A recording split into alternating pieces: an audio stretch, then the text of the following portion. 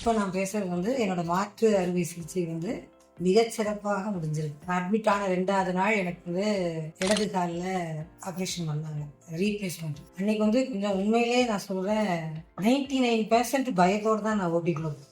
அதுக்கப்புறம் முத்துசரவணன் சார் ஒரு அரை மணி நேரம் வேணால் செஞ்சுருப்பார், அவ்வளோதான்.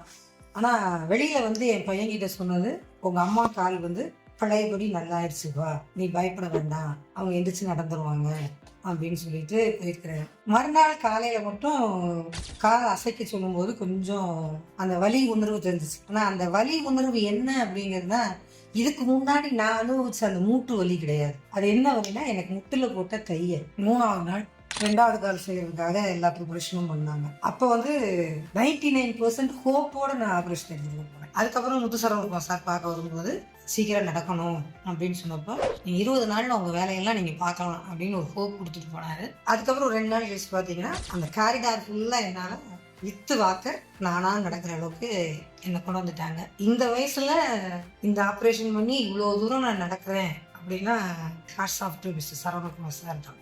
என்னோட வேலைகளில் நான் பார்க்கறதாவது எனக்கு காலமே. அந்த காலை நல்லபடியாக ஆக்கி கொடுத்த முத்தூஸ் ஹாஸ்பிட்டலோட எல்லா டீமுக்கும் என்னோட மனமார்ந்த நன்றியை தெரிவிச்சுக்கிறேன்.